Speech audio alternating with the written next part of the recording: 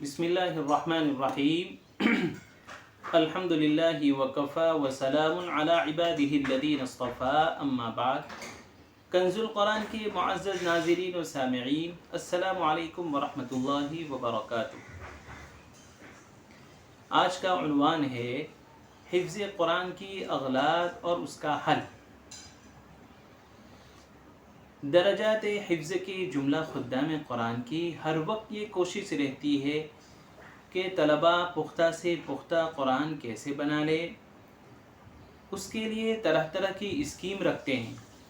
1 پارہ، 5 پارہ، 10 پارے، 15 پارے اور آخر میں ایک نشست میں پورا قرآن سنانے کی آفر کرتے ہیں۔ مقصد یہ ہوتا ہے کہ اس بہانے حفظ کردہ پارے اغلاط سے صاف ہو جائے۔ لیکن حضرت انسان جو نسیان سے ماخوذ ہے، قرآن سے توجہ تھوڑی سی ہٹاتا ہے تو وہ اغلاط لوٹ کر کے آ جاتی ہے۔ عزیزو، غلطیاں آتی رہے گی۔ ہم خدام قرآن اصلاح کی جتنی کوششیں ہیں کرتے رہیں گے انشاءاللہ۔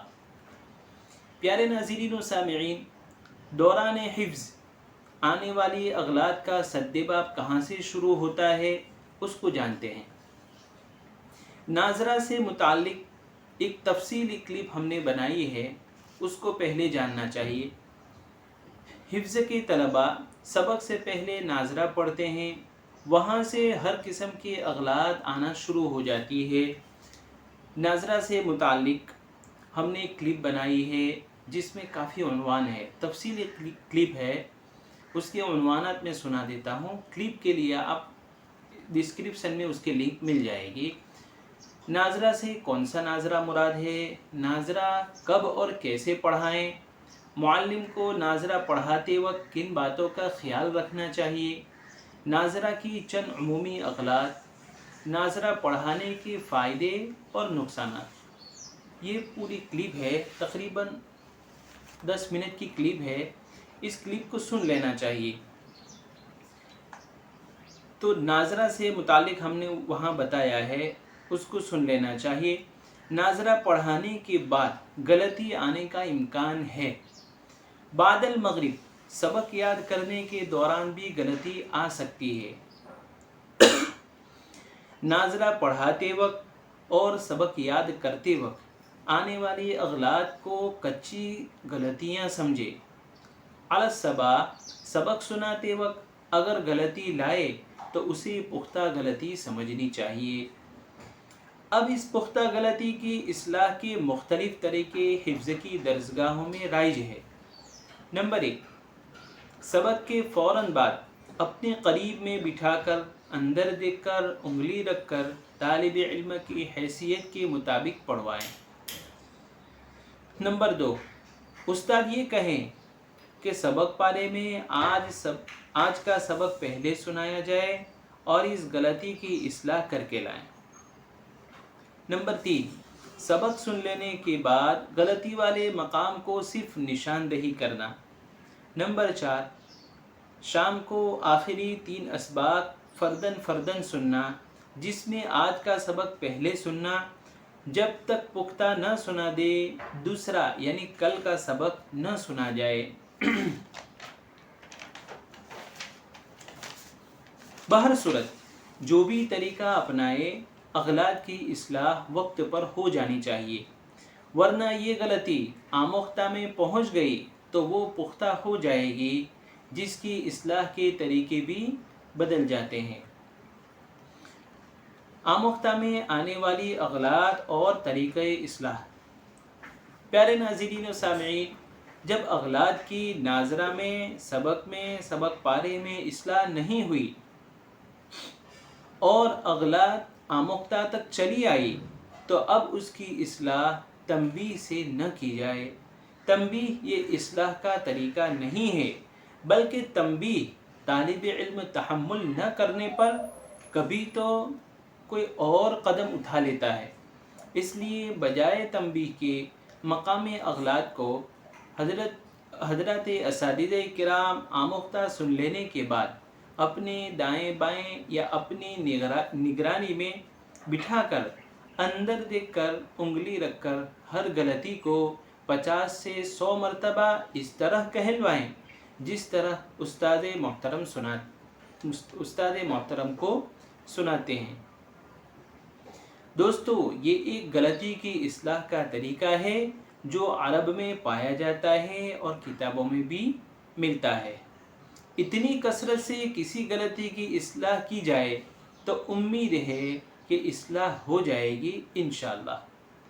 बिलफर्ज दूसरे दौर में ये गलती दोबारा आए तब भी तंबीह के बजाय मज़कूरा तरीके पर इस्लाह ही करवाएं और हाशिए पर चौकड़ी का निशान भी लगाएं। ये मुफीद और मुजर्रब तरीका है। अज़ीज़ तलबा, हर गलती के मुतालिक जो हमने कहा कि उसको 50 या 100 मरतबा पढ़ा जाए, इससे हरगिज़ दिलगिर और मायूस न होना चाहिए, क्योंकि सबक पारा आमोख्ता ये असबाक ही से तैयार होता है, असबाक ही से बनता है। इसलिए आप जब रोज़ाना नया सबक फातिहा की तरह खूब मजबूत याद करेंगे तो इंशाअल्लाह आमोख्ता में आने वाली अगलात 1-2 से ज़्यादा न होगी और 1-2 गलतियों को 50-100 मरतबा दोहराना कोई हैसियत नहीं रखता है। अगलात पर निशान बनाना। अजीज़ों, दरजात हिफ्ज़ में अगलात पर निशान बनाने का एक तरीका राइज है। निशान किससे बनाया जाए, कब बनाया जाए, निशान बनाने में क्या कोताहियाँ हैं, ये मुस्तकिल एक मौजू है। ताहम यहाँ मौके की मुनासबत से इख्तिसार के साथ चंद बातों को ज़िक्र कर रहे हैं।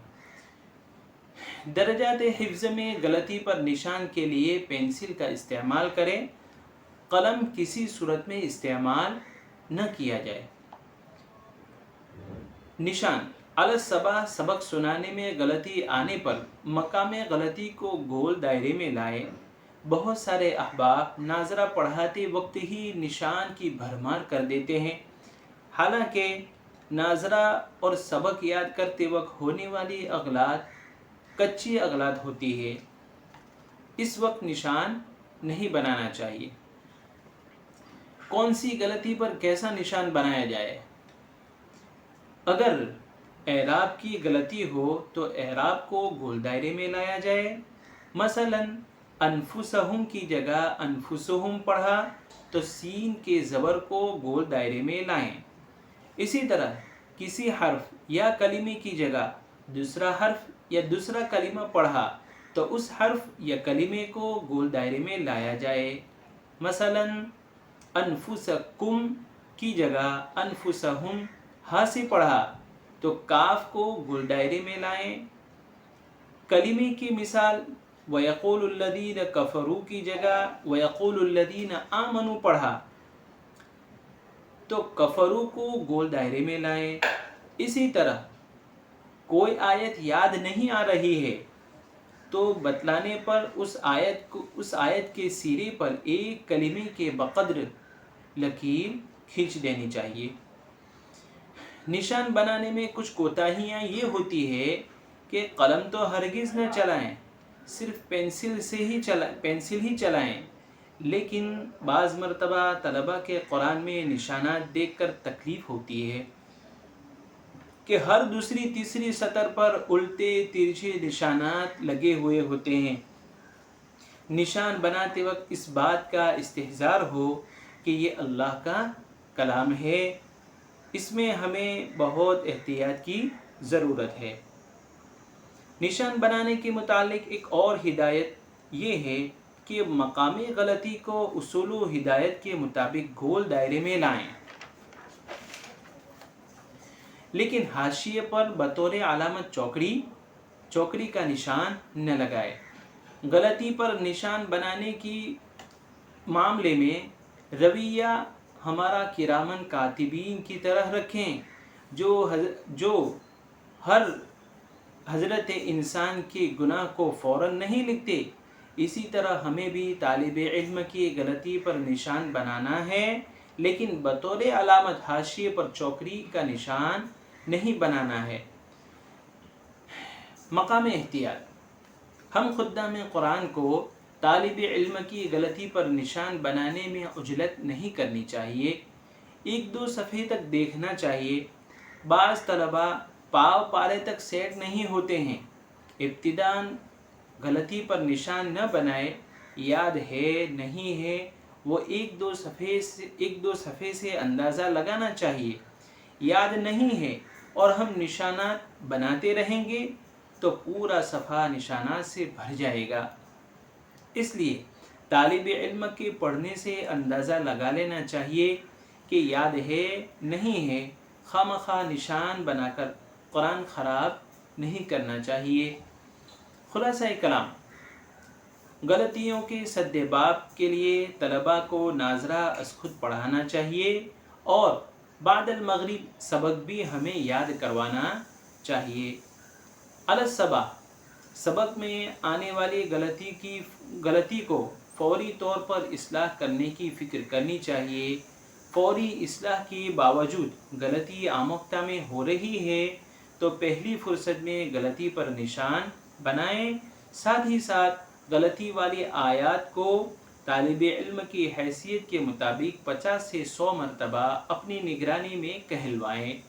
اور آخری بات کہ قرآن میں پینسل چلانے میں بھی احتیاط کا دامن ہمیں رکھنا چاہیے۔ اللہ تعالی ہم سب کو قرآن پاک کما انزل کے مطابق پڑھنے پڑھانے کی توفیق عطا فرمائے۔ آمین۔ وآخر دعوانا ان الحمد للہ رب العالمین۔